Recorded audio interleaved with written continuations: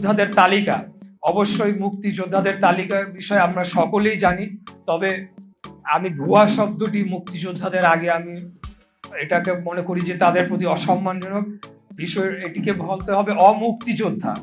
বিগত ফ্যাসিস্ট স্বৈরাচারের আমলে অনেক অমুক্তিযোদ্ধাদেরকে তালিকাভুক্ত করা হয়েছিল এবং বর্তমানের মন্ত্রণালয়ের হিসাব অনুযায়ী 1,93,000 সামথিং এই গ্যাজেটভুক্ত মুক্তিযোদ্ধা তালিকায় অন্তর্ভুক্ত করা হয়েছে।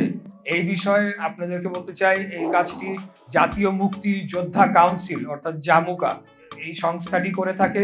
তারা যখন মন্ত্রণালয়ে সুপারিশ পাঠায়, তাদের সুপারিশের ভিত্তিতে গ্যাজেটভুক্ত করা হয় অথবা গ্যাজেট বাতিল করা হয়। আমরা মাত্র 30 দিন হলো আমরা সরকার গঠন করেছি, তো এর মধ্যেই বেশ কয়েকটি আবেদন এসেছে, কয়েকটি গ্যাজেট বাতিলও করা হয়েছে এবং 2-1জনকে অন্তর্ভুক্তও করা হয়েছে। তো আমরা বলতে চাই যে আগামী দিনে অবশ্যই আমরা এই বিষয়ে জোরালো পদক্ষেপ নেব, কারণ আমরা মনে করি যে অমুক্তিযোদ্ধাদের মুক্তিযুদ্ধের তালিকায় অন্তর্ভুক্ত করার মাধ্যমে মহান মুক্তিযুদ্ধকে অপমানিত করা হচ্ছে, মুক্তিযোদ্ধাদেরকে অপমানিত করা হচ্ছে, তাদেরকে এক প্রকার হেয় প্রতিপন্ন করা হচ্ছে এবং মুক্তিযোদ্ধাদের নামের আগে, মুক্তিযোদ্ধা শব্দটির আগে ভুয়া শব্দটি যুক্ত হয়ে গিয়েছে, যেটা আমি একজন মুক্তিযোদ্ধার সন্তান হিসেবে কোনোদিনও মনে করি না যে এটাকে প্রশ্রয় দেওয়া উচিত। আমরা আমাদের যে মাননীয় মন্ত্রী মহোদয়ের সাথে এই বিষয়ে কথা বলেছি।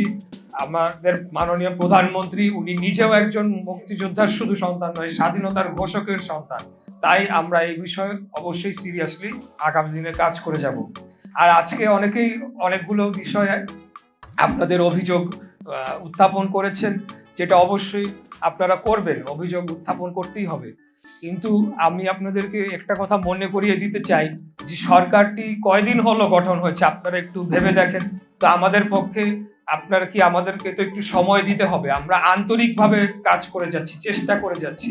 আপনারা জানেন যে এখন বৈশ্বিক যে পরিস্থিতি, সেই পরিস্থিতিতে বর্তমানে জ্বালানির যে অবস্থা, সেটিকে ট্যাকেল দেওয়ার জন্য আমি মনে করি অত্যন্ত সফলভাবে আমাদের সরকার সর্বোচ্চভাবে দায়িত্ব পালন করে চলেছে।